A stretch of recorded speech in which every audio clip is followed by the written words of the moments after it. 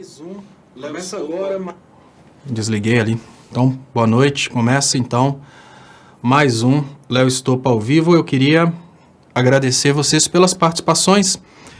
Queria agradecer vocês pela perseverança. Queria agradecer vocês pela coragem de continuar sonhando, continuar acreditando na possibilidade que as coisas podem melhorar. E olha, as coisas podem melhorar, será? Depende muito daquilo que você considera como melhorar. Eu não queria entrar nesse assunto porque eu acho que a tendência nossa é focar demais na decepção. É claro que eu estou falando da Tabata, mas antes eu queria pedir vocês que compartilhem para a gente aumentar o alcance, por favor. Eu não queria entrar nesse mérito se ela está certa ou errada, mas eu vou rodar o pronunciamento dela aqui enquanto as pessoas chegam. Meu voto pela reforma da Previdência é um voto de consciência. Não é um voto vendido, não é um voto por dinheiro de emendas, é um voto que segue as minhas convicções e tudo que estudei até aqui. Ao tomar essa decisão, eu olho para o futuro do país e não para o próximo processo eleitoral.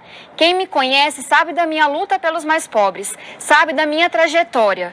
E hoje a Previdência, ela tira dinheiro de quem menos tem e transfere para os mais ricos. Ela aumenta a desigualdade do Brasil em 1/5 e é um impasse para o desenvolvimento do país. Ser de esquerda não pode significar que a gente vai ser contra um projeto que de fato pode tornar o Brasil mais inclusivo e mais desenvolvido. Hoje damos um primeiro passo, um passo importante, mas aquele que é possível para que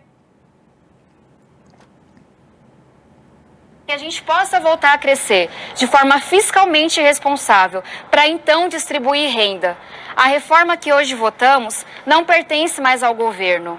Ela sofreu diversas alterações feitas por esse mesmo Congresso.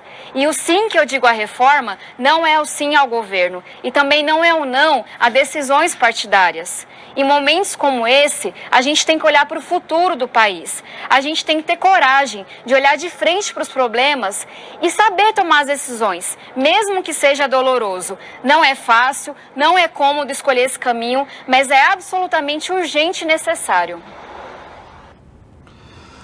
Bom, pessoal, eu não preciso me apresentar para vocês. Todos conhecem as minhas convicções. Eu falo sobre a reforma da Previdência desde que cogitaram isso logo após a derrubada da Dilma. E, obviamente, eu não estou aqui para contradizer tudo que eu disse. Mas é preciso analisar o que ela falou. A Tabata, ela foi patrocinada pelo senhor Ambev para estudar fora do Brasil. E existe uma diferença muito grande entre aquilo que se estuda e aquilo que se pretende para um povo. O que eu quero dizer é que existe uma diferença muito grande entre a academia e a política. E no momento que ela fala que ir contra a reforma da Previdência significa ir contra tudo que ela estudou, ela não está mentindo. Sabe por quê? Porque, pasmem, realmente ela estudou isso. Claro que ela estudou isso. Ela estudou porque ela estudou em uma escola liberal que ensinou ela muito bem como fazer contas. Ela estudou numa escola liberal que ensinou para ela que você tem que aproveitar o momento oportuno para se aproveitar daquela situação específica e não ter saída.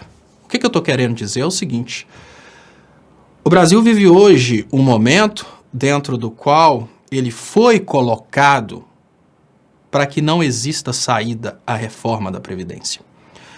E o que eu chamo a atenção de vocês da importância de reverter tudo isso para essa manipulação internacional que nós vivemos é exatamente por isso. Veja bem, a sequência de eventos, eu vou deixar isso aqui só para trazer aqui um pouquinho de ilustração. Então, vou deixar essa telinha aqui. Enquanto vocês compartilham para aumentar o alcance, eu queria falar com vocês sobre a sequência de eventos que o Brasil viveu nos últimos 4 anos. Nem digo 4 anos, eu digo nos últimos 5 anos. Porque no ano anterior às eleições, a equipe do Aécio Neves começou a destruir a economia brasileira. A gente precisa concordar, inclusive foi uma coisa trazida pelo Um Corpo Saudável e Uma Mente Podre, em um desses programas que ele falou sobre a questão de que a reforma é necessária, e ele falou sobre a quebra do Brasil ter acontecido por causa das commodities. E a gente precisa admitir que, infelizmente, a crise econômica mundial, ela trouxe um problema seríssimo para o Brasil, claro. Mas o governo da Dilma, ele estava tentando substituir a compra das commodities pela compra dos produtos internos. Foi aí que veio, assim, de uma forma absurda, o mundo inteiro passando por uma crise. Internamente fez-se uma jogada de mestre, porque se você isola o cenário brasileiro do resto do mundo e fala que a Dilma expandiu crédito, diminuiu tributos e causou um alto endividamento e um consumo muito grande dentro do Brasil, isolando a variável externa, você condena as políticas da Dilma, claro. Mas quando você pensa que ela fez isso para salvar a indústria nacional no momento que o resto do mundo parou de comprar, aí você entende que ela não cometeu um erro, ela fez uma jogada de mestre, porque o resto do mundo parou de comprar do Brasil. A Dilma criou uma forma de escapar desse grande problema através do consumo interno. Ela substituiu o consumo interno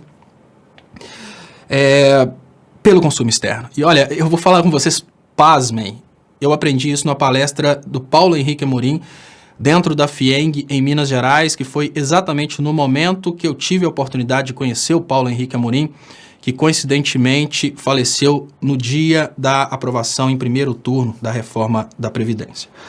Então, nesse dia de hoje, que é um dia de duplo luto para o povo brasileiro, eu tenho que resgatar talvez um dos ensinamentos mais importantes da minha vida política, porque foi um dos ensinamentos que realmente me fez interessar um pouco mais sobre política, no momento que eu vi o Paulo Henrique Amorim falando que a Dilma substituiu o consumo internacional por causa da crise pelo consumo interno, e essa substituição de consumo fez com que o Brasil saísse da crise ainda maior do que já estava. E esse ensinamento, que foi talvez um dos primeiros que eu tive em termos de política, ele me serviu para perceber uma coisa. É possível para um governo se blindar contra uma crise internacional, desde que esse governo realmente tenha amor ao próprio povo. Só que, na sequência, a gente teve uma série de eventos, logo após o Brasil ter encontrado o pré-sal, a economia ter começado a bombar, e o mundo ter passado pela crise do capitalismo e o Brasil ter se blindado dessa crise. E eu vou trazer o vídeo que eu estou falando com vocês do Paulo Henrique Amorim daqui a pouco. Logo após o Brasil ter se blindado dessa crise com essa jogada de mestre, nós tivemos um evento muito triste no Brasil, que foi o início da destruição da nossa economia. E o início da destruição da nossa economia não foi apenas o golpe. Nós tivemos um conjunto de eventos que veio exatamente para desestabilizar a economia brasileira. Em 2013, um grupo de manifestantes virtuais, a gente lembra do Revoltados Online, a gente lembra do movimento Passe Livre, foram vários grupos que surgiram nas redes sociais, todos esses grupos incentivando a classe média a sair da inércia política e começar a lutar contra a classe trabalhadora. E nessa brincadeira, nós tivemos aí o levante da classe média contra o governo do PT, e começou um grande oba-oba dentro do Brasil. Esse grande oba-oba, infelizmente, ele começou a retirar uma coisa que os keynesianos chamam de espírito animal, aquela vontade de empreender, porque o Oba-Oba falava de uma crise econômica. O Oba-Oba falava do país mais corrupto do mundo. O Oba-Oba falava de um país que estava prestes a quebrar. Aos poucos as empresas começaram a desistir de investir.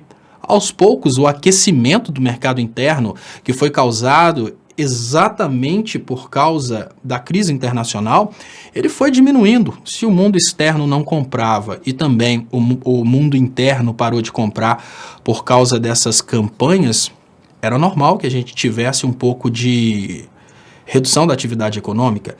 Mas como se não bastasse essa redução da atividade econômica por causa dessa impregnação da palavra crise na cabeça das pessoas, nós tivemos também um trabalho muito sincronizado de ataque contra a reputação, a credibilidade do fazedor de política. Vocês lembram da campanha que ficava frisando constantemente que a Dilma é burra, a Dilma é burra? Isso não foi uma brincadeira. Isso foi uma campanha que utilizou um conceito econômico importantíssimo, que é a credibilidade do fazedor de política econômica. Ao tirar a credibilidade do fazedor de política econômica dentro do Brasil, automaticamente o brasileiro foi perdendo o incentivo para investir, começou a guardar dinheiro. Outros brasileiros ficaram com medo da crise, começaram a guardar dinheiro. E não foi só isso, a gente teve também a Operação Lava Jato, né, que foi talvez a facada final, porque o Brasil que parou de vender para fora, o Brasil que estava muito quebrado nessa época, ainda gerava muito emprego por causa das suas grandes empresas que vendiam para fora, veio a Operação Lava Jato e destroçou essas empresas.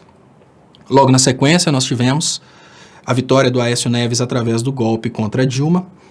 Depois do golpe contra Dilma, nós tivemos as primeiras medidas de austeridade em caráter legislativo. Nós tivemos a PEC da morte, que congela os gastos públicos por 20 anos, e nós tivemos também a reforma trabalhista do governo Temer.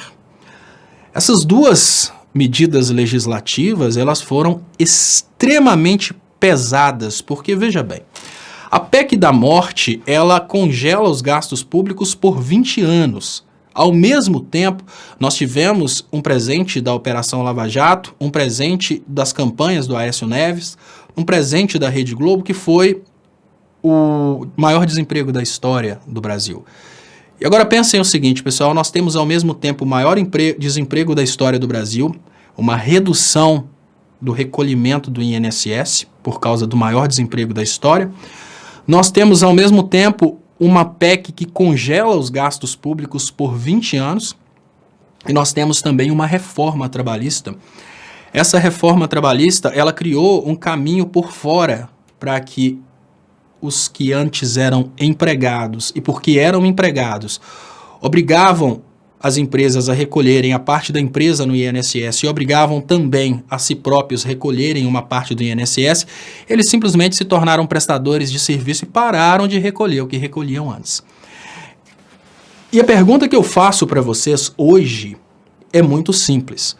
Depois de ter causado o maior desemprego da história, com uma queda na arrecadação, depois de ter congelado os gastos públicos por 20 anos e depois de ter criado um caminho por fora para que grande parte dos trabalhadores deixem de pagar a Previdência, como que a Previdência vai se sustentar? Então, o que está acontecendo hoje no Brasil? A esquerda, que hoje se levanta contra a reforma da Previdência, olha que coisa linda. PT, PSOL, PCdoB foram os únicos dos grandes partidos que votaram em bloco contra o fim da Previdência. A pergunta básica que eu faço hoje é o seguinte. É muito fácil se virar contra um congressista traidor, porque ele é o traidor do momento. O traidor do momento é aquele cara que todo mundo confiava que ele estaria de um lado e ele foi para o outro lado. Mas realmente o que ela estudou responde para ela que não há forma diferente de dar continuidade no país sem aprovar a reforma da Previdência. Olha, o aecismo conseguiu gerar o maior desemprego da história, não tem mais arrecadação por causa do maior desemprego da história. Nós temos ao mesmo tempo uma PEC que congela os gastos públicos e nós temos ao mesmo tempo um caminho por fora da CLT de forma que as pessoas simplesmente podem trabalhar sem contribuir com o INSS. E a pergunta básica é: quem é responsável pela reforma da Previdência? Será que vale a pena a gente, nesse momento, tentar minimizar e pensar que a Tabata é responsável pela reforma da Previdência? Não. Responsável pela reforma da Previdência é a classe média, que em 2013 começou a complicar a economia brasileira. Responsável pela reforma da Previdência é, sem dúvidas, o pobre de direita, que está desde 2013 trabalhando para destruir a economia brasileira. Responsável por essa reforma da Previdência, agora eu falo e falo sem medo nenhum de falar e sem medo nenhum de errar. O maior responsável por essa reforma da Previdência é o congressista, não de hoje, é o congressista que, durante o processo de golpe contra Dilma, ele se manteve inerte. Responsável pela reforma da Previdência são as pessoas com grande alcance, os formadores de opinião, que se calaram no momento em que a Dilma começou a sofrer o ataque pelas redes sociais. Responsável pela reforma da Previdência é você que se omitiu de proteger a presidenta democraticamente eleita, porque você ficou com vergonha de proteger a Dilma naquele momento, afinal de contas ela estava muito criticada. Olha, dentro do próprio PT tiveram vários deputados que não defenderam a presidenta democraticamente eleita no momento que ela estava sofrendo ataques, porque era mais conveniente se esconder da impopularidade da Dilma, mas a impopularidade de uma mulher que foi eleita e reeleita. Que impopularidade é essa? Essa impopularidade da Dilma é uma impopularidade vinda da fraqueza da esquerda, da falta de união. Sabe qual que é a diferença da esquerda para a direita? E eu fui criticado hoje por criticar a esquerda e eu falo. A diferença da esquerda para a direita é que a esquerda deixa seus elementos serem destruídos. Imagine que aquele coletivo de animais lá dentro da África, quando é atacado por um predador, ele age em conjunto para expulsar o predador. Então, às vezes, um animal que é extremamente frágil, ele é atacado por um tigre ou por um leão, mas o leão não consegue ficar com o bicho porque o conjunto vai todo e expulsa aquele tigre. A esquerda não faz isso. A esquerda foi deixando um a um ser devorado e começou pela Dilma. Quando a esquerda permitiu um levante da classe média contra Dilma, quando os formadores de opinião que hoje estão aparecendo aí contra tudo o que está acontecendo se calaram quando a Dilma estava sendo ofendida, isso começou a ser escrito. Agora, a pergunta básica que eu faço para vocês é muito simples. O Brasil de 2014 fechou com o menor desemprego da sua história. Agora, depois que os congressistas brasileiros deixaram o Aécio Neves lavar a égua em cima da reputação do presidente e destruir a reputação do presidente, um golpe de Estado feito pela classe média contra a presidenta da República, uma reforma que congelou os gastos públicos por 20 anos, outra reforma que criou um caminho por fora da CLT, de modo que as pessoas podem trabalhar sem recolher o INSS. E a maior crise política e econômica de todos os tempos. A pergunta que eu faço para vocês é muito simples. Vocês acham que em algum lugar do mundo uma pessoa vai estudar que é possível manter a Previdência, sendo que esse país não mantém empregos? Esse país, em poucos anos, ele provavelmente não vai manter o alimento do povo. Será que ele conseguiria manter essa Previdência? Agora, eu acho que se eu estivesse no lugar da Tabata, eu teria consciência que a Previdência ela é insustentável, não por causa da Previdência de 2014, mas porque eles foram criando um monte de enforcamentos para não permitir a Previdência ser sustentável. Eles criaram o maior desemprego da sua história, eles criaram também uma PEC que congela os gastos públicos, eles criaram um caminho por fora da CLT, eles destruíram a arrecadação da Previdência para, nesse momento, ela se tornar insustentável e ser reformada. Porém, a diferença básica é que, mesmo sabendo que a Previdência é tecnicamente sustentável, e mesmo concordando que a Tabata está certa, quando ela fala que isso vai de encontro com o que ela estudou, se eu tivesse votado pelo que eu estudei e não por minhas convicções, eu deixaria de ser eu. Então, chegaria um momento em que, por causa de um curso universitário, eu deixaria de ser tudo que eu fui durante todo esse tempo. E nenhuma reforma passaria por um voto meu se essa reforma não fosse no sentido de privilegiar os mais humildes. Sabe por quê? Porque os mais ricos já são privilegiados demais. E essa reforma, ela poderia ter sido escrita de forma que ela não prejudicasse os mais pobres. Essa reforma poderia até ser matematicamente necessária, mas da forma como ela está sendo implementada, ela é uma reforma covarde. Com medo dos militares, eles não estão tendo coragem de tomar dos militares aquilo que precisa ser tomado. Com medo das elites, eles não estão tendo coragem de tomar das elites aquilo que precisava ser tomado. Com medo daqueles que podem fazer a balbúrdia realmente, eles não estão fazendo uma reforma real. Você sabe quem que está sofrendo com essa reforma? Por mais que eles digam que não, quem está sofrendo com essa reforma é quem não tem condições de se levantar contra ela. Quem está sofrendo com essa reforma são aqueles que mais precisam do cuidado de uma nação que só cresce por causa dos trabalhadores mais humildes. Porque, olha, o lucro gerado nas cidades, ele se deve, em grande parte, por causa do trabalho quase escravo do campo. O grande lucro gerado para os grandes empresários, ele se deve ao fato de que grande parte do trabalho dos assalariados gera 10, 20 vezes que a mais-valia de Marx, né, aquilo que os salariados recebem. E são essas pessoas que não deveriam sofrer com a reforma da Previdência. Elas deveriam ter sido deixadas de fora.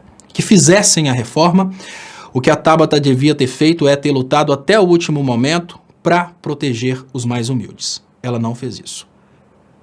Negar que, matematicamente falando, o Brasil chegou num ponto que a Previdência é sustentável, isso é anti-acadêmico, nesse ponto ela está certa.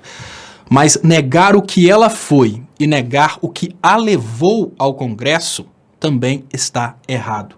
Então, por mais que eu soubesse que tudo que ela fala se sustenta, por mais que eu precise admitir, até por coerência acadêmica, eu sou um cara que eu fiz um curso universitário que me deixa de uma forma muito clara a condição de calcular que, matematicamente falando, hoje a Previdência é insustentável, é preciso admitir que em 2014 ela não era, e que o que fez a Previdência ficar insustentável foi o mesmo grupo que agora aprovou a reforma da Previdência. Destruíram a nossa economia para vender o nosso pré-sal, para reformar as leis do trabalho e para reformar a Previdência. Hoje é mais ou menos assim. Eles tiraram tanto a estrutura do prédio que agora é preciso demolir. Mas o prédio em 2014 estava perfeito. Só que aos poucos eles foram tirando a estrutura para não restar solução senão a demolição. Então é preciso que o povo entenda, e mais do que nunca, é preciso que o povo saiba que a Operação Lava Jato veio para isso. A Operação Lava Jato não veio para lutar contra a corrupção. Deixa eu agradecer os pessoal aqui pelas ajudas. André Amaral, será que o Paulo Henrique Amorim não foi morto como o Theory e o Bochá? Olha, André Amaral, é muito difícil falar sobre esse assunto, mas eu sei o que passa no seu coração. Eu imagino que você não pode, eu não posso tirar completamente sua razão, de forma alguma. Não vou falar que eu não acredito nisso, porque hoje eu acredito em tudo. Hoje eu acho que nós estamos vivendo uma situação... É lógico que a situação política acabou contribuindo, mesmo que tenha sido um infarto natural, a situação política acabou contribuindo para isso, sim, tá? Mas se aconteceu um infarto induzido, isso aí é uma coisa que cada um precisa pensar e chegar à conclusão, porque é uma coisa muito pesada também para eu falar aqui e parecer que é a teoria da conspiração, né? Quando eu falei do Theory, todo mundo falou que é teoria da conspiração, e tem mais. Eu vou falar com uma coisa que eu penso nesse momento, todos aqueles que têm conhecimento a respeito, por exemplo, do uso de radiação para induzir eletricidade no sistema nervoso, né, do uso de produtos químicos para induzir o infarto do miocárdio. Todo mundo que tem conhecimento a respeito disso já tem convicção formada.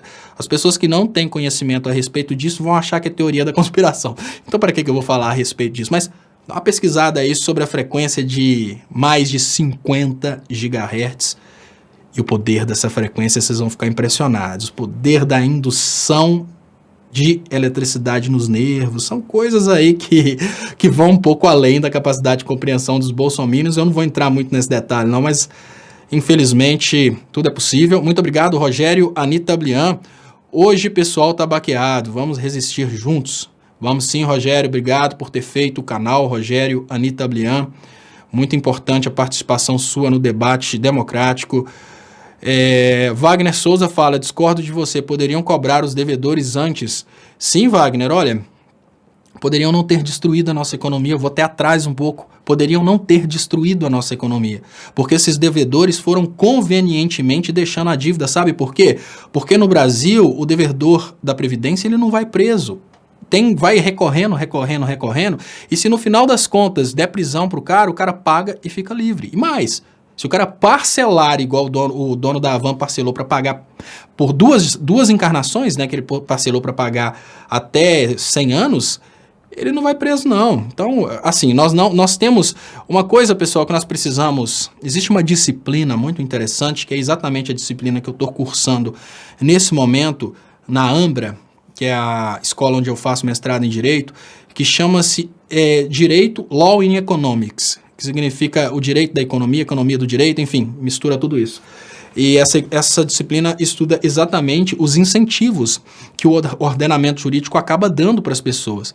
Qual que é o incentivo que o ordenamento jurídico dá para o empresário brasileiro, para um grande empresário? Olha, eu não vou pagar os impostos, vou até o final tentar dar o tombo nos impostos. Se eu for condenado à prisão, aí eu pago. Mas se eu não for condenado à prisão, pode ser que no andar da carruagem eu consiga uma isenção, não isenção, né?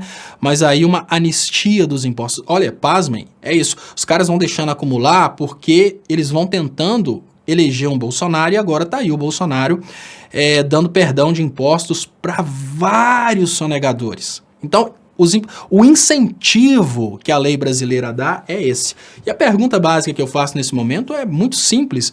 Por que no meio da reforma da Previdência eles não colocaram leis duras para colocar na cadeia quem não paga a Previdência? A gente precisava pensar nisso. Por que a gente não tem leis mais severas do tipo, olha, não pagou, não fez o recurso, que não pagar a Previdência é crime, é apropriação indébita e pronto. Mas se a pessoa parcelar, acaba o crime, fica só a dívida. Por que eles não trabalharam no sentido de colocar isso como um crime mais perverso? Porque, olha, se o crime tem um potencial de quebrar a Previdência, o sistema previdenciário, ele não é um simples crime de apropriação indébita, ele é um crime contra o sistema previdenciário. Por que o Brasil não colocou esse crime como um crime realmente punível com a cadeia e passível, por exemplo, de apreensão de bens? A partir do momento que a empresa tivesse sonegando há 6 meses, já declara, por exemplo, a apreensão dos bens da empresa. Obviamente, os incentivos seriam diferentes e a gente não teria tanta sonegação. Mas não. Infelizmente, a intenção do Brasil não é dessa de acabar com, digamos que a sonegação. Eles querem acabar, obviamente, com os direitos que protegem os mais humildes. Cláudia Silva, boa noite, Léo. Por que raios, por que tanto custa ver que só a união no Lula livre abarca todas as questões desse puro horror que vivemos? Caramba, não faz falta ser tão esperto. Que raiva, não entendo. Eles conseguiram separar a esquerda em uma parte que concorda com o Lula livre, outra parte que não concorda com o Lula livre, e é exatamente porque a união em Lula livre não acontece que a gente não vai conseguir trazer aí esse desenvolvimento econômico de novo. Wagner Souza, segundo maior devedor é o Banco do Brasil. Obrigado, Wagner Souza. o que mostra que há uma necessidade óbvia aí do sistema público custear a Previdência. Fábio Souza, Léo, triste demais a partida do Paulo Henrique Amorim, perde o jornalismo, perde o Brasil, perdemos todos nós. Ele lutou, a boa luta foi exemplo. Olha, quando eu penso no Paulo Henrique Amorim, eu fico mais triste. Olha, o Paulo Henrique Amorim, lógico, quem acredita na vida após a morte, seja ela de que forma for, acredita que o Paulo Henrique Amorim vai estar bem, principalmente as pessoas. Deixa eu ver se eu acho. Acabou que eu não sei onde eu coloquei o... Ah, tá aqui. As pessoas de mal, né? Porque hoje eu tenho muito medo das pessoas de bem. As pessoas de mal sabem que o Paulo Henrique Amorim está em boas mãos. O que mais me impressionou nesse momento foi como o cidadão de bem reagiu à morte do Paulo Henrique Amorim e como que o Paulo Henrique Amorim conduziu a própria vida. Eu falo isso, Fábio, porque o Paulo Henrique Amorim, como grande comunicador, uma personalidade muito conhecida, ele poderia ter feito diferente, sabe, cara? Ele poderia ter simplesmente ficado do lado do poder, né? Ele teve o último aviso da Record antes de morrer. O último aviso foi: para com essa coisa de ficar na esquerda, parta para a direita. Ele não conseguiu. Ele não conseguiu. E como ele não conseguiu, deixa eu ver se eu acho.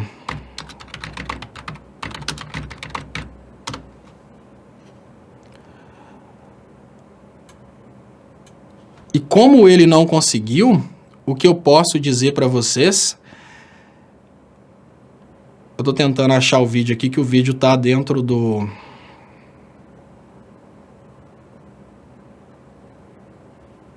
da Contagem TV. Eu acho que tá FIPEM.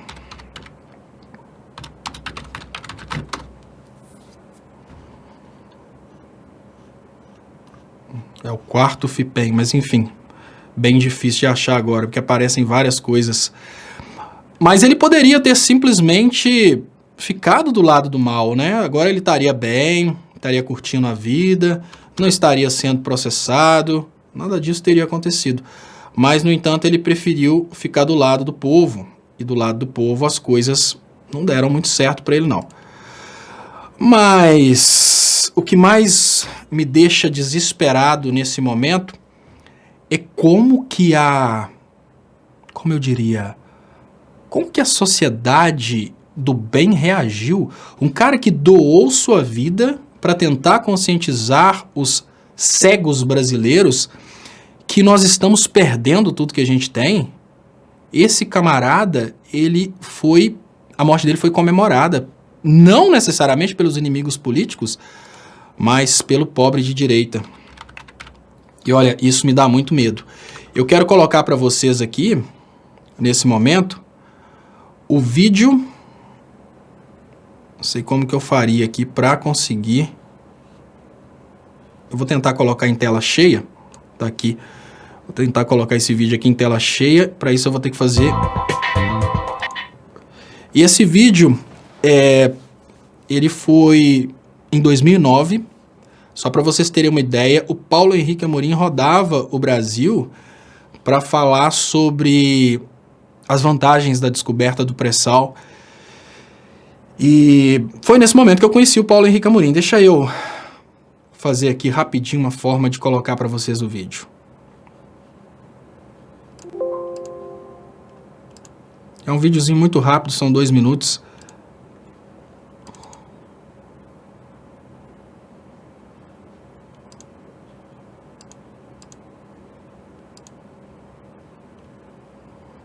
Deixa eu ver só se o áudio tá vindo.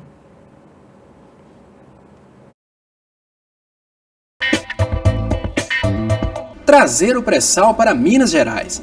Parece brincadeira, mas esse é o principal tema do 4º FIPEM, evento que reuniu pequenas e grandes empresas, todas elas empenhadas em trazer para cá um pouco do tesouro encontrado lá no oceano. Minas tem uma capacidade muito grande de usinagem, forjaria, mineração. Tecnologia, capacidade de produção, competência, cumprir prazos, saber fazer. Quer dizer, Minas Gerais pode fazer tudo que a indústria de base brasileira precisa. No momento em que os gigantes da economia mundial se atolavam em crises, o Brasil descobriu o pré-sal. As exportações diminuíram. Então, foi a vez do mercado interno mostrar a sua força. Incentivados por medidas de redução de impostos, os consumidores deram conta do recado. E o Brasil saiu da crise ainda maior do que já estava. Este foi o foco da palestra de abertura com o jornalista Paulo Henrique Amorim. Ele destacou a diminuição das diferenças sociais como fator determinante para o Brasil contornar a crise sem muitas dificuldades. Entre 2003 e 2008, 20 milhões de pessoas deixaram para trás a miséria e se incorporaram à batizada nova classe média. Essa é a classe média que tem demanda interna, que criou demanda interna e que evitou que o Brasil mergulhasse na crise.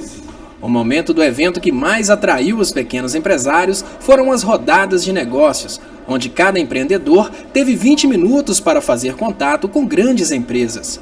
Representantes da Petrobras, CEMIG, Usiminas e muitas outras receberam propostas dos participantes das rodadas. Dá acesso aos grandes compradores. A rodada de negócios ela busca equiparar as pequenas empresas às médias e grandes empresas, que normalmente já têm acesso. Entrevistado pela Contagem TV, Paulo Henrique Amorim, que tem fama de prever o futuro, deixou uma dica para os empresários mineiros. Não é possível trazer o pré-sal para Minas, mas é possível levar Minas para o pré-sal.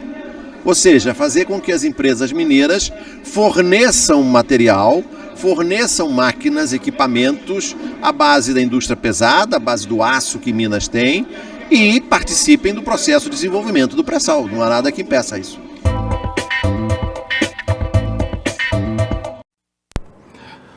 Pois é, pessoal. Então, o que eu falo com vocês que eu aprendi foi com o próprio Paulo Henrique Amorim. Grande parte disso que eu falo hoje e aprendi numa palestra que foi, para mim, sem dúvidas, uma palestra muito importante. Essa palestra, ela me deu uma ideia do que é a função de um governo, né? E olha que legal, o Paulo Henrique Amorim naquela palestra, ele não focou necessariamente no trabalho do PT, ele falou inclusive que o trabalho que foi desenvolvido, que tirou 20 milhões de pessoas, olha que interessante, ele fala naquela palestra exatamente, isso foi em 2009, 2008, o mundo capitalista sofreu a maior crise da sua história. E uma crise que superou a crise de 29, para vocês terem uma ideia. Bancos quebraram.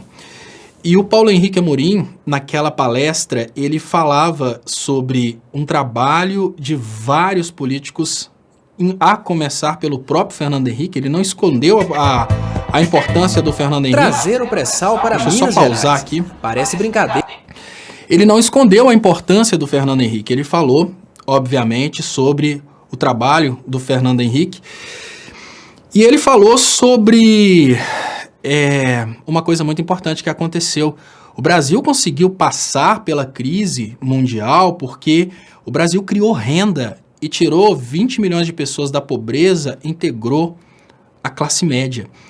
Foram essas pessoas que conseguiram, exatamente porque essas pessoas foram retiradas da pobreza, foram essas pessoas que conseguiram manter o consumo e evitar que o Brasil tivesse vivido essa crise internacional. E esse Paulo Henrique Amorim, ele ficou realmente desesperado no momento que ele percebeu que essa riqueza, que em 2009, nessa palestra, ele estava comemorando como sendo uma grande conquista do Brasil, ele percebeu que essa riqueza estava simplesmente sendo disputada aí pelo mundo, e para conseguir essa riqueza, eles estavam dispostos a acabar com o Brasil, e realmente foi o que aconteceu.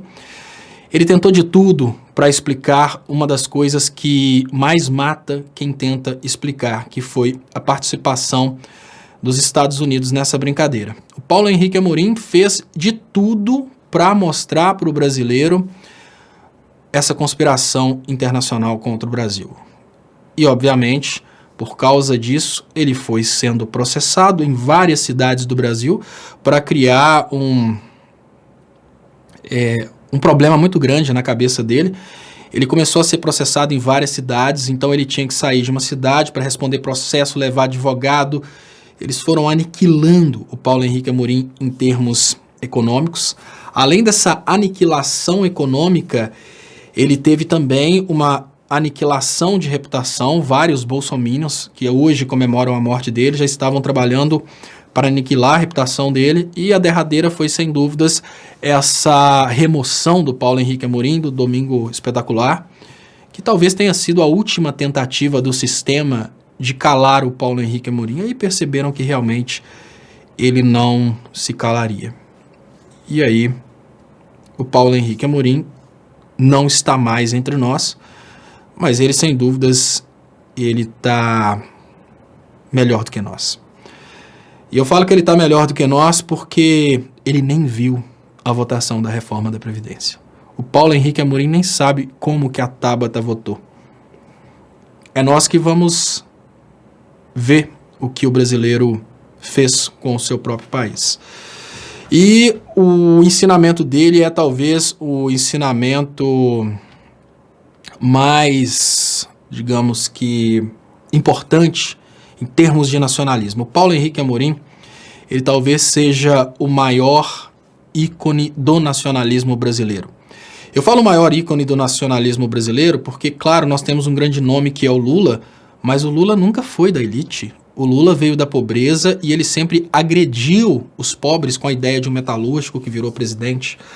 O Lula nunca foi realmente elite. O Paulo Henrique Amorim é o contrário, ele sempre pôde ser elite, só que ele nunca quis ser contra as camadas mais humildes. O que eu estou querendo dizer é que o Paulo Henrique Amorim não abriu mão do seu dinheiro e dividiu com todo mundo, não, nada disso. O que eu estou querendo dizer é que ele nunca e em momento algum, ele deixou de lutar pelos mais humildes.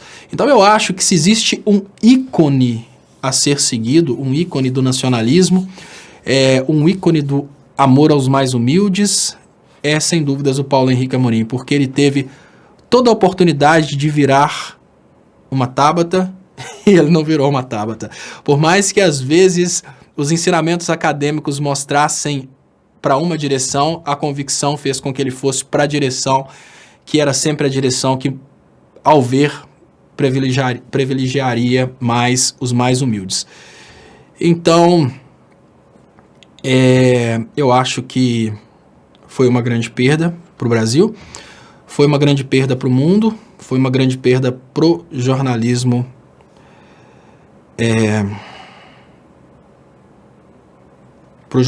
brasileiro e para o nacionalismo brasileiro, porque hoje o Brasil produz pouquíssimos Paulo Henrique Amorins, porém, em contrapartida, o Brasil é uma fábrica de Tabatas. Acreditem, o Brasil hoje, ele certamente não produzirá Paulos Henrique Amorins, o Brasil não produzirá Lulas, mas o Brasil produzirá Bolsonaros, e para a esquerda, Bolsonaros para a direita, porque é o que deu certo, e produzirá Tabatas para a esquerda.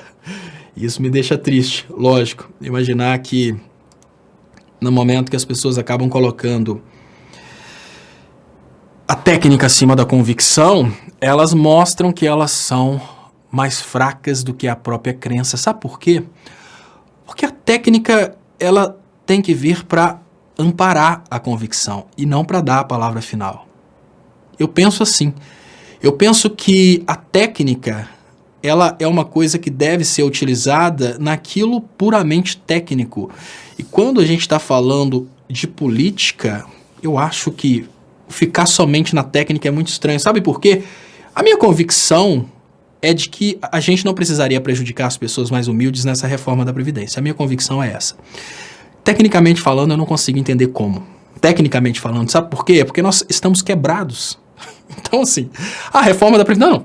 Não é a reforma da Previdência. Em poucos dias, se o Brasil continuar nesse ritmo, ele vai precisar começar a produzir inflação através da impressão de dinheiro para pagar os próprios funcionários públicos. Nem é para a Previdência. Mas sabe o que eu penso em contrapartida?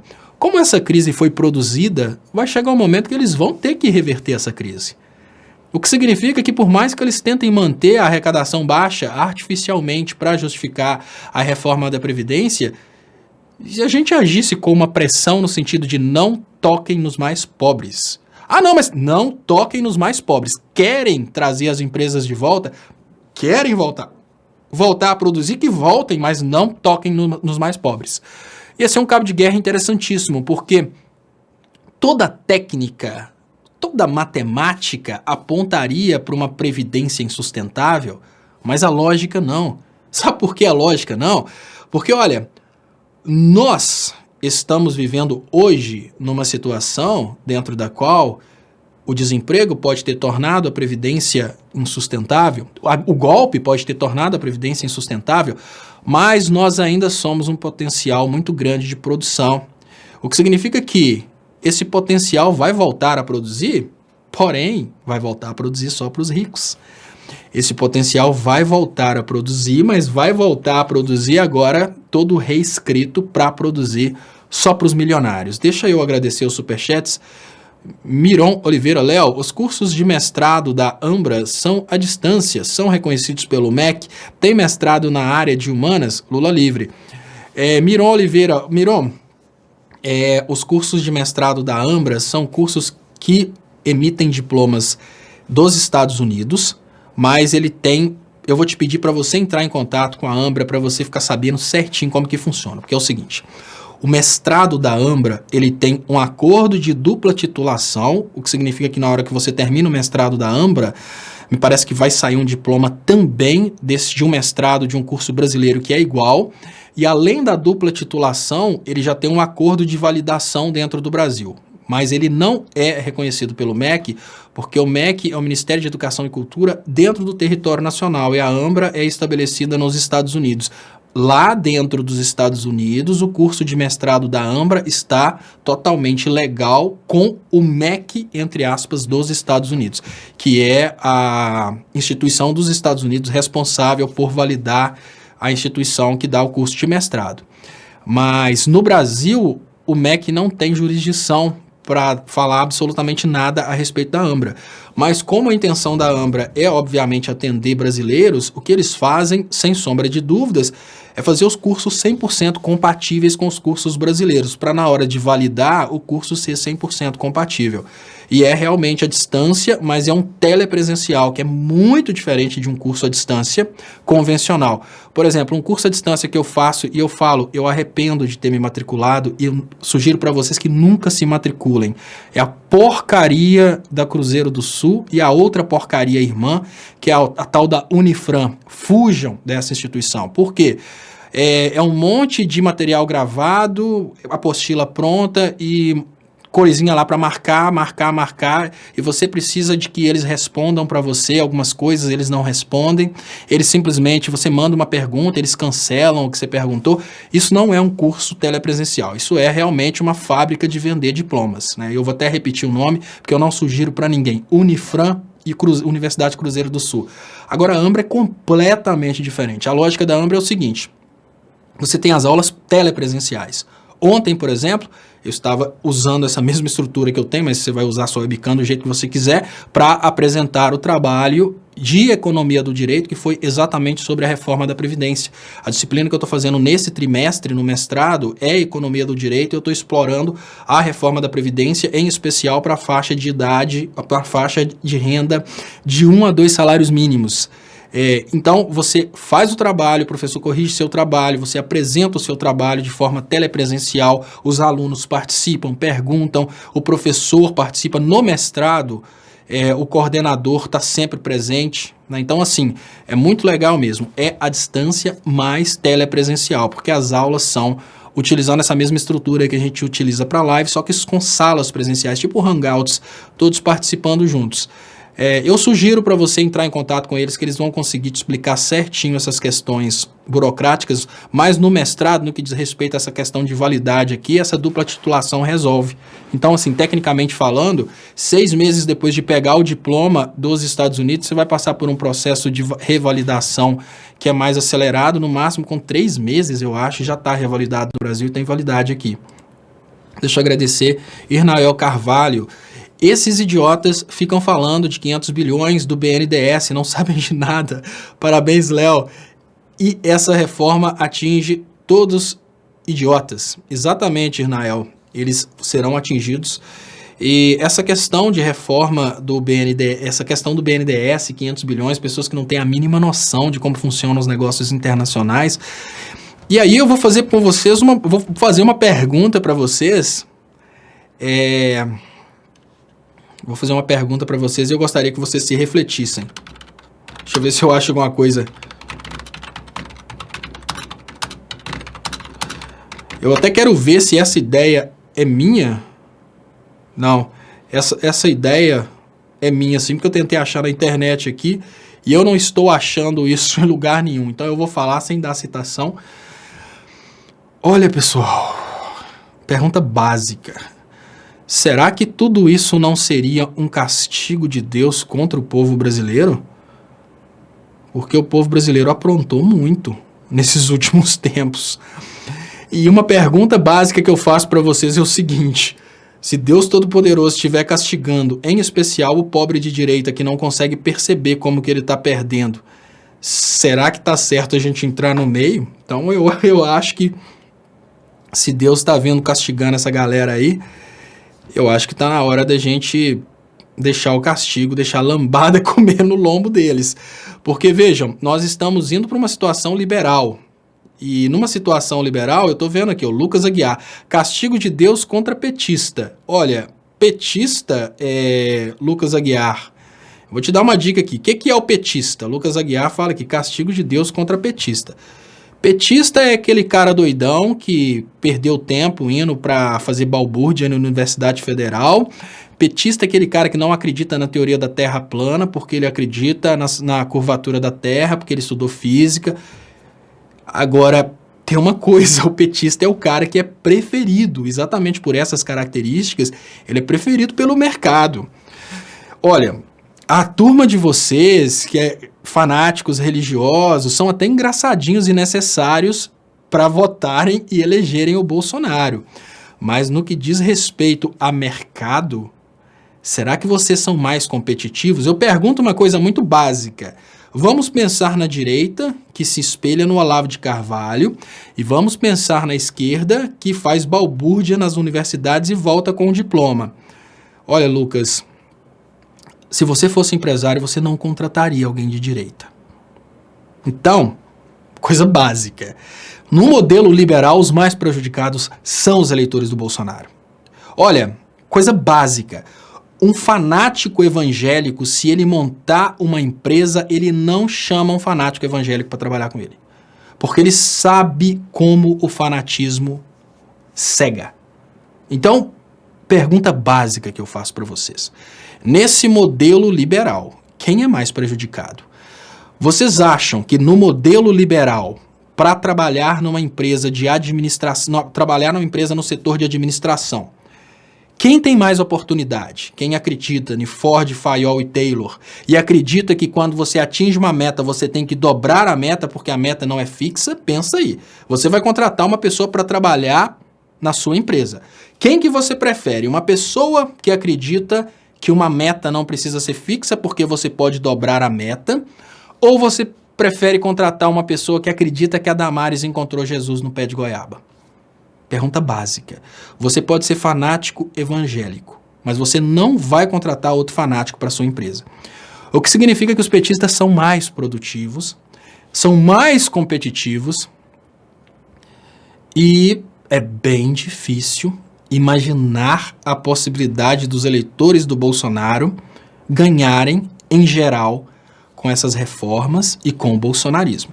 O que eu estou querendo dizer para vocês é que o bolsonarismo ele é muito mais prejudicial aos fanáticos do bolsonarismo do que para nós que fazemos balbúrdias em universidades. Eu sou uma pessoa que tem um certo nível de competitividade. Eu estudei, eu tenho experiência profissional, o que significa que é muito mais fácil eu, apesar de esquerdista, arrumar um emprego do que o cara que acredita que a Damares encontrou Jesus no pé de goiaba. E olha, eu posso chegar e falar, eu sou esquerdista roxo.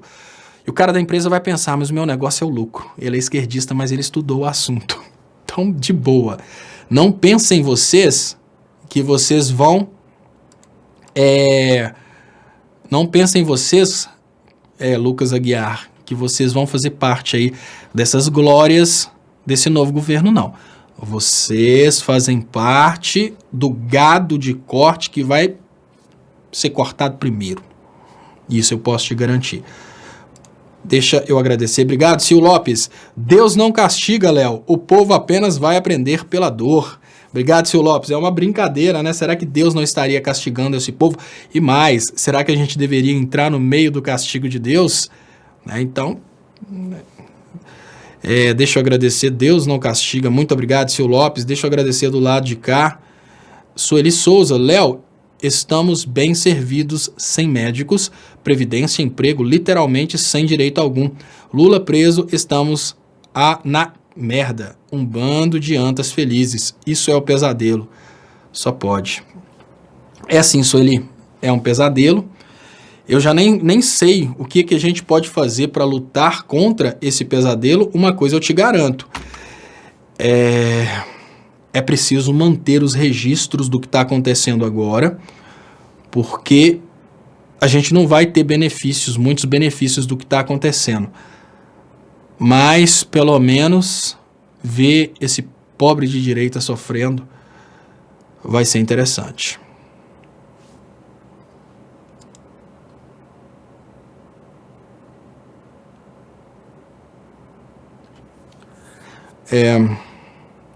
Ruth Mick fala: petistas sabem fazer curva na água. Olha! Acabamos de descobrir que Ruth Mick é terraplanista. Ruth Mick, é sério isso? Pessoal, eu não acreditava que os eleitores do Bolsonaro eram todos terraplanistas. Eu acreditava que eram apenas os mais radicais. Apenas os da Damares, mas não é. Eu vou ampliar isso aqui porque esse momento precisa ser registrado. Esse momento é um momento muito importante porque, afinal de contas, Ruth Mick é antigo aqui no canal. E olha, importantíssimo isso aqui. Eu vou capturar e nós vamos voltar nisso porque encontramos um terraplanista assumido aqui no chat. Ruth Mick, que até então parecia ser só um loucão que acreditava no Bolsonaro, agora, assim, diventou-se terraplanista. Vou falar sobre isso, Ruth Mick. Eu vou falar sobre isso, tá bom? Léo Stoppa é físico, tá? Léo Stoppa fez balbúrdia numa universidade que Léo Stoppa admira muito e recomenda também, que é a Universidade Unis, da cidade de Varginha. Cuidado, não é UniBH, UniBH é outra porcaria que eu não indico, mas a Unis de Varginha, e lá o Léo Stoppa se formou em física, então o Léo Stoppa vai falar com você, tá bom, Ruth Mick, sobre essa balbúrdia a respeito aí da Terra plana e como que é possível fazer curva na água, tá bom? Deixa eu agradecer José Uchoa. Léo, meu doutorado é sobre junho de 2003, em análise de discurso. O discurso neoliberal se apropriou do que inicialmente era pauta de esquerda.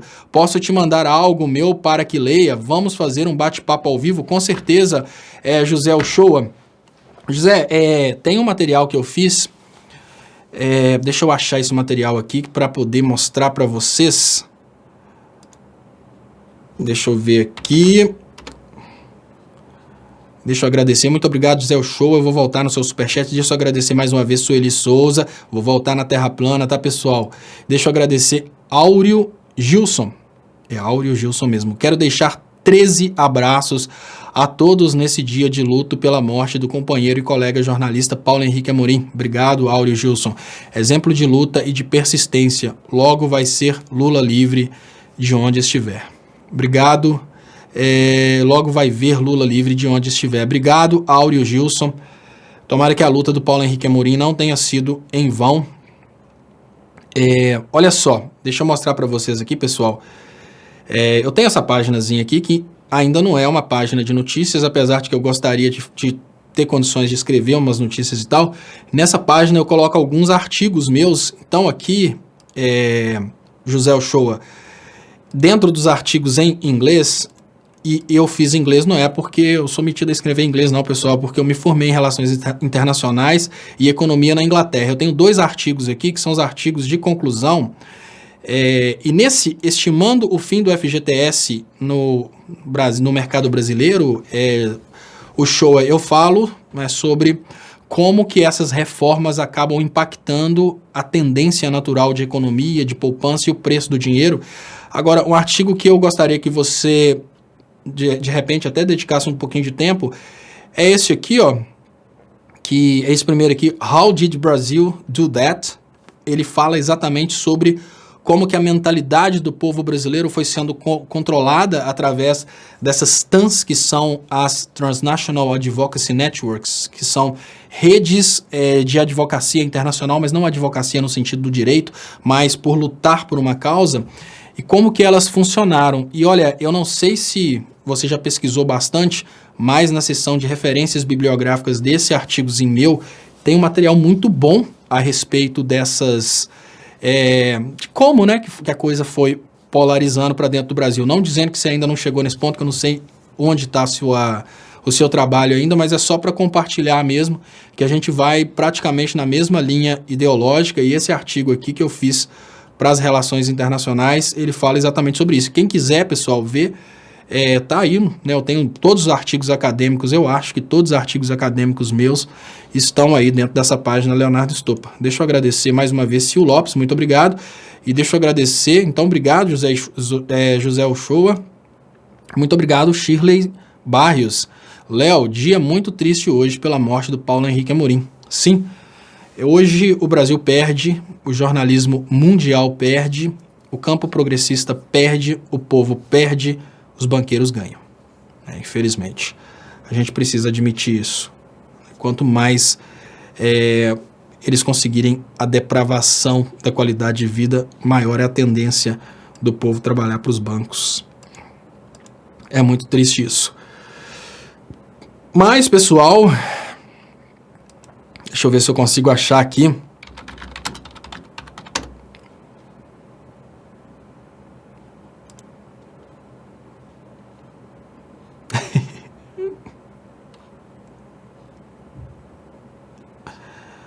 Deixa eu achar que for mais contextualizante aqui.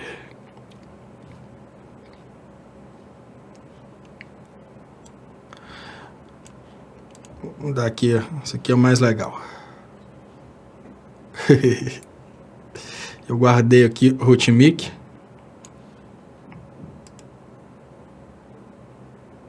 Tá aí. A teoria da Terra plana. Olha, pessoal, é lógico que a gente precisa, né, chega um momento que a gente tem que descontrair um pouquinho, né?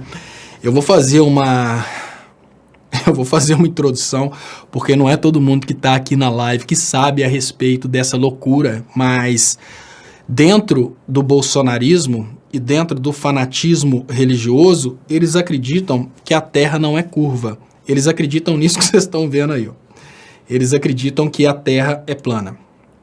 Dentro dessa crença de que a Terra seria plana, existem várias teorias, como, por exemplo, uma das teorias que eles dizem é que os aviões são todos preparados com monitores de alta resolução e que o que você vê na janela do avião, na verdade, é só um monitorzinho que te dá a ilusão que você está vendo fora. A NASA esconde isso das pessoas. E aí, Rotimic e o resto dos eleitores do Bolsonaro e dos fanáticos evangélicos acreditam que a Terra é isso aí que vocês estão vendo, que a Terra é plana. E o Rotimic trouxe uma coisa interessante aqui. Petistas sabem fazer curva na água. Eu trouxe... Petistas sabem fazer curva na água. Eu decidi falar sobre o assunto, não é para criticar não é para criticar a teoria da Terra plana, até porque criticar a teoria da Terra plana é uma coisa assim muito clichê, né? Eu resolvi falar sobre o assunto aqui porque talvez alguns seguidores aqui precisem entender por que a curva da água é possível. E olha só, Rotimic, a primeira coisa que você precisa pensar nesse momento é que, primeira coisa, existe conhecimento além daquilo que você conhece, tá? E como que você vai acreditar que existe conhecimento além daquilo que você conhece? Você se lembra que há pouco tempo atrás, quando você era criança, determinados conceitos não estavam consolidados na sua cabeça e você acreditava em coisas que você não acredita mais? Por exemplo, a história do Papai Noel, a história... assim, essas histórias de criança, enfim, tem conhecimentos que você não tem. Isso é muito importante. Existem conhecimentos que estão acima daquilo que você estudou. Esse é o primeiro ponto. Dentre os conhecimentos que talvez você não tenha estudado, está o conhecimento da atração dos corpos, que o Newton, que por sinal era cristão, tá? Não se preocupe, ele não era um herege. O Newton teorizou sobre essa atração dos corpos na teoria da gravitação. Hoje sabe-se que existem várias formas de atração, tem a atração gravitacional, tem a força nuclear fraca, força nuclear forte, tem a atração elétrica também. Só para você acreditar que existe a teoria da atração, Rutmik, eu vou te pedir para você representar essa experiência. Isso não é magia negra, tá, pessoal? Pessoal de direita, lógico, né? O pessoal de esquerda tá cansado de saber disso. Não é magia negra, mas eu vou dar uma dica para você entender o que é teoria da atração, Rutmik. Você vai cortar um pedacinho de papel pequenininho, e aí você vai fazer o seguinte: você vai pegar uma caneta e vai raspar no seu cabelo. Depois você vai pegar e vai encostar e você vai ver que ela vai atrair o papel, tá vendo? Ó, atraiu o papel. Vai chegar um momento que esse papel vai se carregar e ele cai. Agora não atrai mais. Eu vou, balanço de novo, consigo atrair e vai chegar um momento que ele carrega de energia e cai. Por quê? Essa é a forma mais simples de atração que a gente consegue demonstrar, que é a atração elétrica. Por que que isso acontece, Rutmik? No momento que eu faço esse atrito, o que eu estou fazendo é transferir uma quantidade muito grande de elétrons, que são partículas invisíveis, mas que existem, tá? Acredite, seu computador está funcionando agora por causa dos elétrons, você está aí todo ligado assim, por causa... Eles existem, tá, Rutmik? E no momento que eu faço esse teste, o que eu estou fazendo é transferir uma quantidade muito grande de elétrons do cabelo aqui para essa caneta, ou vice-versa, ou tirar elétrons dessa caneta, depende muito da situação dos materiais. E quando eu encosto no papel, porque existe um desequilíbrio, eles se atraem. Aos poucos os elétrons vão migrando para esse papel cai. A demonstração a respeito da força elétrica, que é a mais simples da gente explicar, porque a força gravitacional ela é muito menor que a força elétrica, essa explicação ela é necessária para você entender que existem forças de atração entre os corpos. Você não consegue ver essa força de atração e elas não estão... Talvez estejam, mas eu não tenha visto, tá? Porque eu estou estudando ainda a Bíblia. Essas forças de atração, elas não estão elencadas na Bíblia, mas elas foram descobertas por cientistas. Mas elas existem. Por que é importante falar dessa força de atração elétrica? Porque essa você consegue comprovar. Se você faz esse teste, qualquer um que fizer esse teste em casa agora, rasga um pedacinho de papel, raspa a caneta na cabeça, encosta no papel, você vai ver que vai grudar. Se você tentar antes de raspar, não vai grudar. Essa atração elétrica, ela é importante para a gente partir para uma outra força de atração que também existe, né? Lembrando, tem a elétrica, tem a nuclear fraca, a nuclear forte. Essas são as forças que a gente conhece até hoje, e a força gravitacional. A força gravitacional, Rutmik, é a força que, a exemplo da força elétrica, ela une as partículas, e à medida que ela vai unindo uma quantidade maior de partículas, ela vai ficando mais forte. Por exemplo, você não está flutuando, você não tem o poder de flutuar porque o chão te puxa. Mas o chão te puxa por causa de uma força. Essa é a força gravitacional. Essa força que te puxa para o chão, entendeu? Quando você imagina que a força gravitacional ela vai unindo partículas, você consegue imaginar a possibilidade das partículas sendo atraídas e formando um disco? Olha, vamos pensar o seguinte. Nesse momento eu gostaria que você observasse esse disco e imaginasse a seguinte coisa. No momento em que as partículas vão se unindo, elas vão se unindo por algum tipo de atração. Essa atração que no caso do planeta é uma atração gravitacional, você acha que ela conseguiria fazer uma união nesse sentido? Não, Rutmik. Ela não consegue fazer uma união nesse sentido. A união advinda do agrupamento de partículas, ela sempre vai ser de uma forma próxima da esférica. Agora, um exemplo de uma coisa que, se você tiver condições de fazer também, vale muito a pena. Tenta colocar o seu celular para fotografar em alta velocidade e tenta fotografar uma gota d'água. Deixa eu ver se eu acho aqui, gota d'água. Essas experiências, eu estou falando com vocês para fazerem essas experiências, porque a partir dessas experiências vocês vão conseguir constatar em casa o que eu estou falando. É muito mais fácil vocês constatarem isso em casa do que acreditarem que eu estou falando aqui uma teoria para ir contra a Bíblia, contra o professor Olavo. Não é nada disso, não. Mas olha só. Veja bem essa gota d'água. Você está vendo que ela é esférica? Não é por causa da força gravitacional. É porque existe uma conexão. Você não precisa acreditar que ela existe, mas ela existe, a ponte de Van der Waals, que conecta eletricamente as moléculas de água. E eu sei que eu também não tenha, talvez a gente não tenha visto, Rutmik, na Bíblia uma menção às partículas atômicas que não são visíveis, mas elas existem. Então o que acontece? No momento que uma gota d'água se desprende, essa gota d'água ela cai em formato esférico, com um pouquinho, né, daquela gotinha para cima, por causa da tendência natural, né, que ela está caindo e está sofrendo a ação das partículas de ar, mas ela cai em formato esférico por causa dessa atração. Então é bem difícil, Rutmik, imaginar a possibilidade de partículas de poeira cósmica, partículas de resto de asteroides, seja lá o que você acredita que deu origem à Terra, delas terem se unido de um formato, né, de prato. É por isso que a Terra é mais circular. Ela não é redonda não, tá, Rutmik?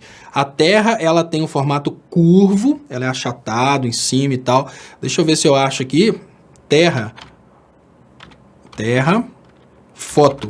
Deixa eu ver se eu acho alguma foto da Terra aqui que consiga mostrar que a Terra não é necessariamente redonda e também não é certinha, não. Ela tem vários elementos aí vários pontos em que ela, num ponto ela é mais baixa, né? Obviamente tem as montanhas. Montanhas, se você não sabe, Rutmik, é quando as placas tectônicas vão batendo uma na outra assim, vai subindo e forma a montanha. Elas não foram escolhidas naturalmente assim, não. Então, eu sei, gente, para quem acredita no professor Olavo, para quem vota no Bolsonaro, é um desrespeito muito grande falar que a Terra não é plana. Mas vocês precisam se desprender dessa loucura.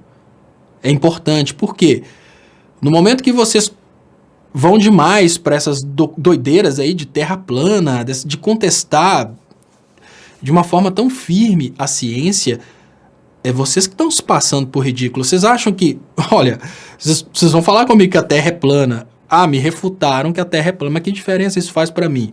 Para vocês faz diferença, porque eu volto a dizer, qual que você acha que tem maior probabilidade de conseguir um emprego? Um bobo que chega falando que a Terra é plana ou uma pessoa que não entra nessas histórias loucas do Olavo de Carvalho?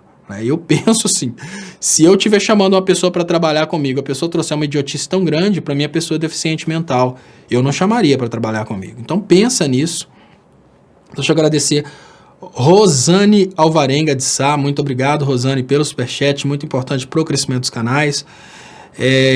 E o Gilmar Ferreira pergunta para ele por que não derrama, né? Porque, olha, se a Terra fosse um prato, assim, seria muito fácil, né, de derramar a água. É muito estranho esse ponto de vista, gente. Roberto Anísio Barbosa Torres.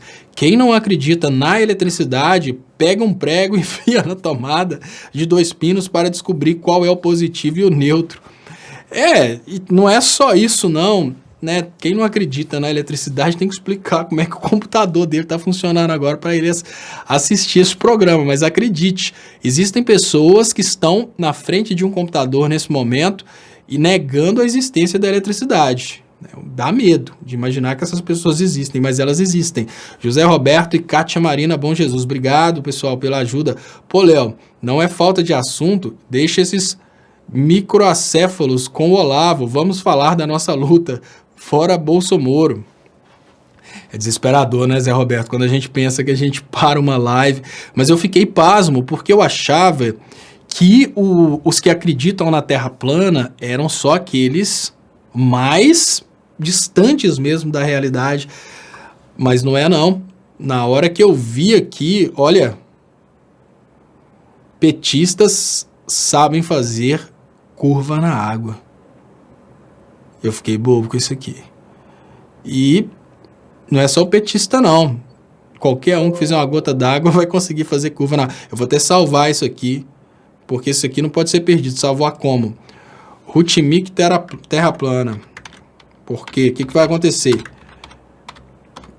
Quando ele fizer 12 anos de idade, ele vai ter vergonha disso. Terra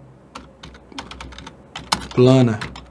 Tá aqui, tá guardado. Quando o Rutimic fizer 12 anos, que ele chegar aí na sexta série, sétima série, ele vai entrar em pânico e vai me pagar caro por esse print. Deixa falando, né, como diz o Roberto e Kátia Marina Bom Jesus, hoje eu estou realmente um pouco baqueado por causa da reação do bolsonarismo à morte do Paulo Henrique Amorim. E eu falei, José Roberto, que hoje, obviamente, a reforma da Previdência é uma coisa que ela impacta muito, mas como a reforma da Previdência é uma luta que eu tenho pouca esperança que a gente consiga vencer, hoje eu estou pasmo mesmo com a reação do bolsonarismo à morte do Paulo Henrique Amorim, porque o Paulo Henrique Amorim abriu mão de ter as glórias do capitalismo, né, de ter, enfim, de estar nessa loucura toda aí para ter ganhado muita grana, né, para poder lutar do lado do povo brasileiro.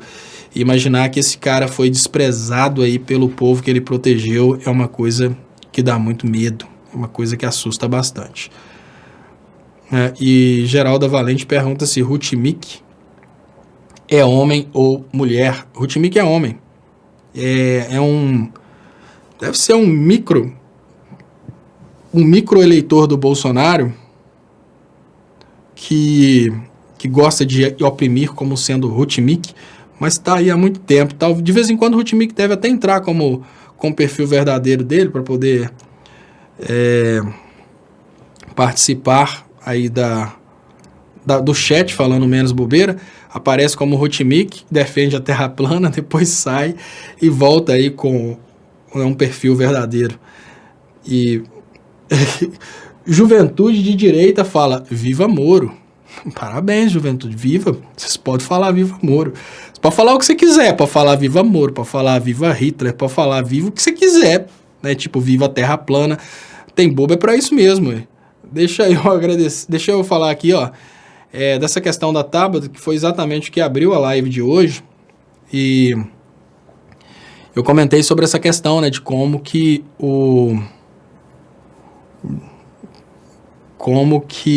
aos poucos a realidade do Brasil foi sendo modificada para chegar onde chegamos, né? Na reforma da Previdência, eles foram aos poucos destroçando a nossa economia, gerando um grande desemprego. E aí, nessa brincadeira,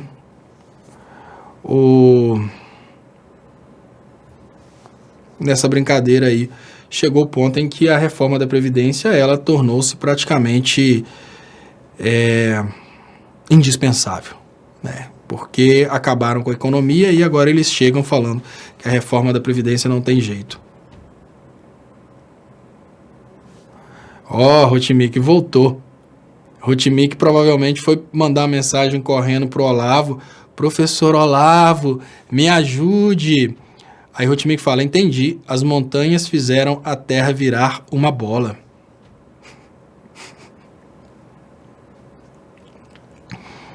Sabe?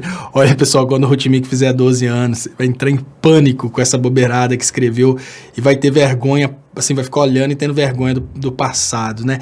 Todo mundo aqui sabe o que é ter vergonha do passado, que com certeza a gente falou alguma bobeira no passado. E hoje a gente pensa, nossa, será que alguém lembra disso? Né? Deixa eu agradecer José Roberto e Kátia Marina, bom Jesus. O Paulo Henrique Amorim é muito maior que todos esses robozinhos. E a aprovação da Previdência é a famosa vitória de Pirro. Obrigado, José Roberto e Kátia Marina, bom Jesus, pela ajuda. Eu queria lembrar vocês que é possível ajudar meu trabalho também pelos depósitos. Tem as contas bancárias que estão anunciadas aí nas descrições desse vídeo. Então, é isso aí. E atual 10, olha, só para vocês terem uma ideia, quando uma pessoa não tem noção, do que é convicção e do que é, né? Quando uma pessoa não tem noção de quando alguém luta por convicção e quando alguém luta para defender seus próprios interesses, vamos ver aqui o que fala o atual 10. Olha, só para ver. Atual 10. Paulo Henrique Amorim ganhou muita grana fácil com a organização criminosa petista. Olha a atual 10. Basicamente, a pergunta que eu gostaria de fazer para você nesse momento é muito simples. O Paulo Henrique Amorim viu a Dilma cair, ele viu o Bolsonaro ganhar sobre o Haddad, e o que o motivou a continuar sendo o Paulo Henrique Amorim, mesmo depois dele ter sido removido do Domingo Espetacular para mudar suas convicções, para parar de fazer vídeos contra o Bolsonaro? Eu pergunto para você por causa do seguinte: o fato dele ter ganhado dinheiro com a organização criminosa petista não significa que ele precisaria continuar defendendo o que ele defende. Então, se ele continuou defendendo mesmo depois da queda da organização criminosa petista, significa que ele continua defendendo porque ele acredita naquilo. Porque muitos simplesmente passaram para o bolsonarismo no momento que o bolsonarismo estava pagando mais. Muitos passaram para o liberalismo imediatamente após a queda da Dilma. Eu falo até diferente. O Paulo Henrique Amorim, ele poderia ter simplesmente continuado na Record. Obviamente, o tanto que ele ganha com o canal Conversa Fiada, ele ganharia para ficar calado. E é assim que funciona no jornalismo, tá, pessoal? Normalmente a pessoa é paga para ficar calado, a pessoa é paga para não falar nada. E a pergunta básica que eu faço para você é por que ele continuou falando? Você acha mesmo que existe essa fidelidade? Se mesmo dentro dos partidos não existe essa fidelidade? E aí eu faço para você uma pergunta muito simples. Se o negócio é fidelidade, por que a Tabata pulou fora das convicções progressistas tão rápido assim? Sendo que ela foi eleita pelos progressistas, né? Deixa de ser boba, atual 10. Não é isso não, é convicção mesmo. A Tabata votou de uma forma liberal porque ela tem essas convicções, ela deixou bem claro. Assim como Paulo Henrique Amorim lutou até o último dia de sua vida pelo direito dos brasileiros serem donos do pré-sal, pelo direito do brasileiro ter uma aposentadoria digna, pelo direito do brasileiro ter uma indústria e ter soberania e não ser capacho dos Estados Unidos, por convicções. E eu te falo, é muito mais fácil, atual 10, ficar do lado de quem tem mais dinheiro.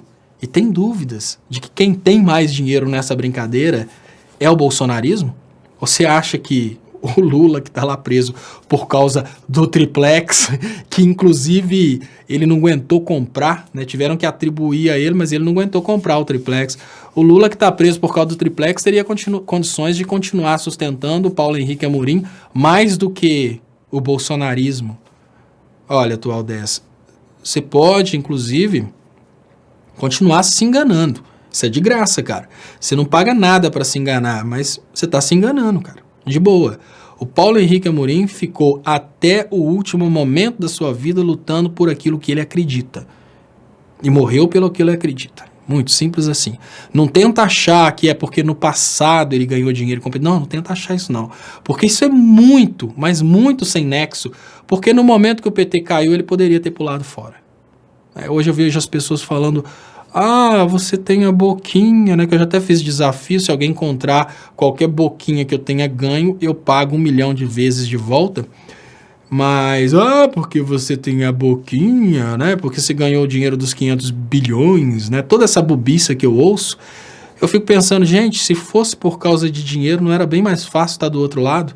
Afinal de contas, quando você abre um canal de direita, todos os canais te apoiam, seu canal bomba. A Dancil Rover. Léo, pergunte aos olavistas por que os navios, à medida que se afastam do ponto, acabam desaparecendo na linha do horizonte, já que a Terra é plana. A Dancil Rover. Se eu perguntar isso para a Ruth Mick vai falar o que, provavelmente?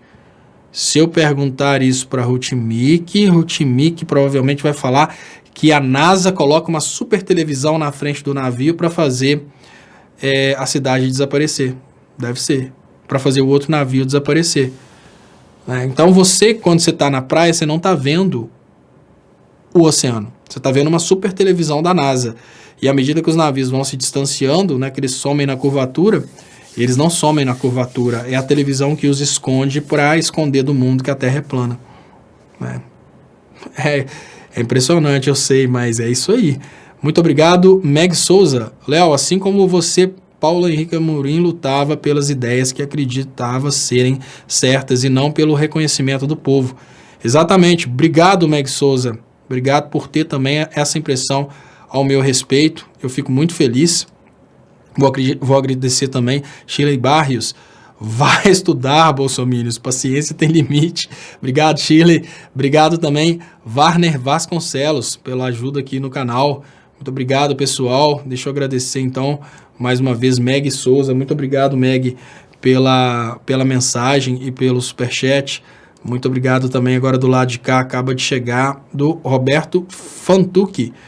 Paulo Henrique Amorim é conhecido há muito tempo, foi correspondente do Jornal Nacional na década de 90 nos Estados Unidos, eu lembro, conhece a mídia muito bem. E eu volto a dizer, o Paulo Henrique Amorim, ele tinha uma coisa que o Lula nunca teve, ele já estava na elite.